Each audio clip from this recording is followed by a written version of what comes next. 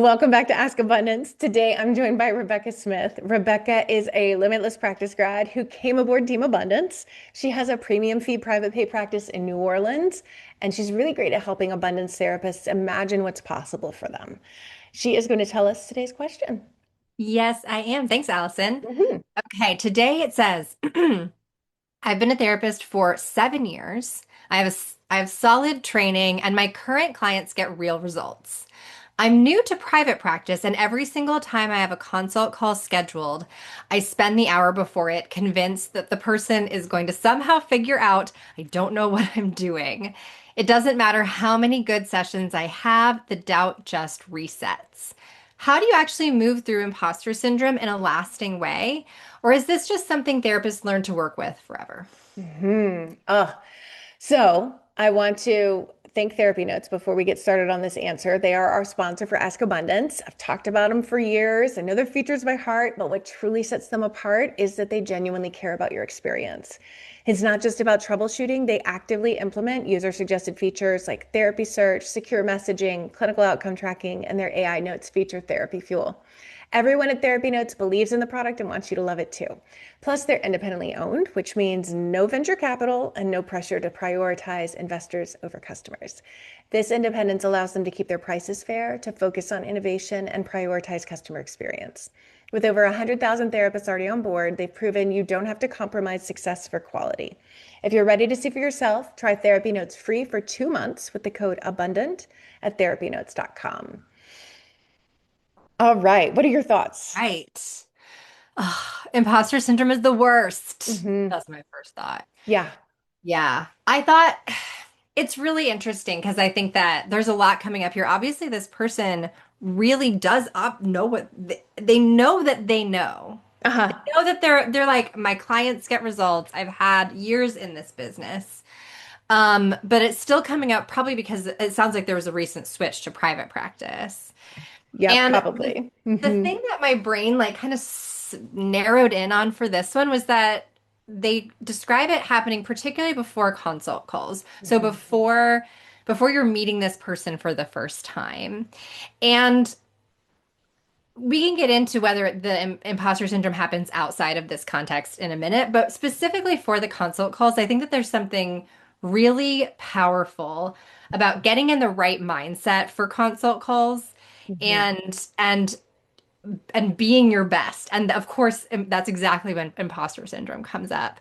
Hmm. And I think that for me, reminding yourself that the consult call is not about you Yes. at all.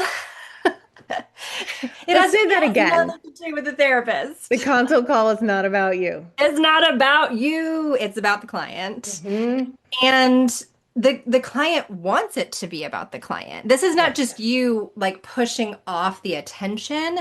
This is you recentering the attention in the proper place. Yes. And so, because the other thing is, 9 times out of 10, they're not interviewing you for your credentials, for your expertise, for anything like that. They're desperately hoping that when they say the scariest thing that they've ever had to say to another human being, that that person listens and is empathetic and does exactly what Allison's doing right now with this like smiling, nodding thing, right? Like they just want you to say, "Oh, I can help with that." Hmm. Great. And so if this imposter syndrome is coming up before the consult call, my advice would be to really get into this mindset and have a mantra of like, I am so excited to help this person find what they need. Yes. Period. Yes. And not even, I'm so excited to tell them how much I can help them because I have a PhD in whatever. It's like, no, I'm excited to help them make their decision. Hmm. And likely that mindset will help them make the decision that they'll book with you. Hmm. Yeah, it's interesting how like there the imposter syndrome that comes up when you're new to private practice and you haven't had to do consult calls. Like this person said, like, Yeah. I've been doing this 7 years. Like my people get results and now they're in private practice.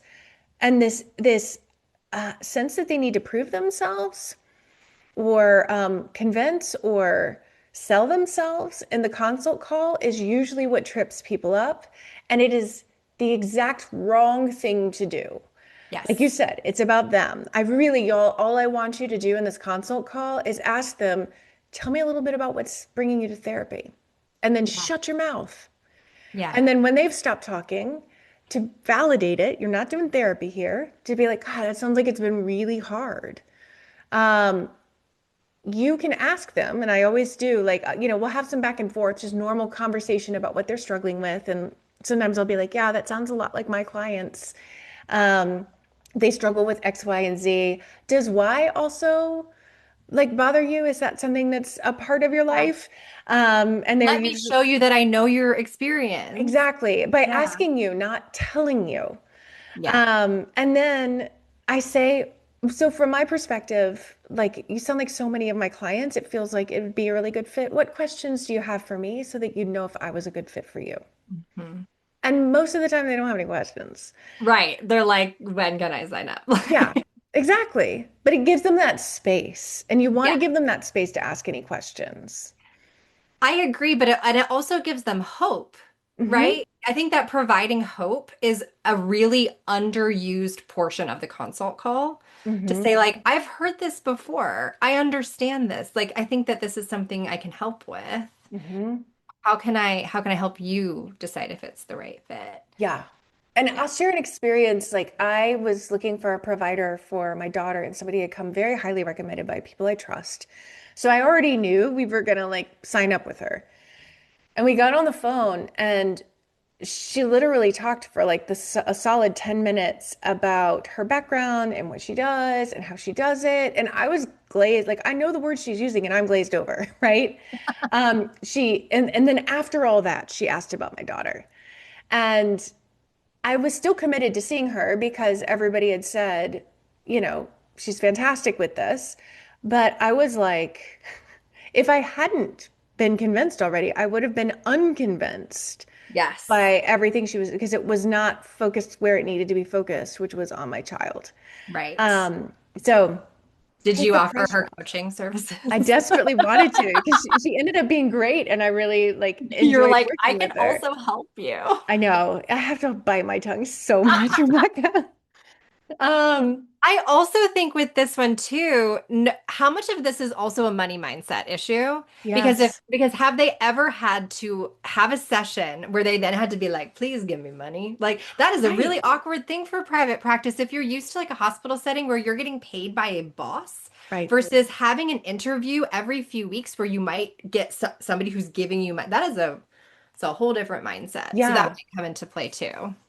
yeah. And so it can feel like an interview. And instead, I would love people to go back to what you said originally of like, this conversation is you just helping this person find the right next step, whether it's with you or someone else.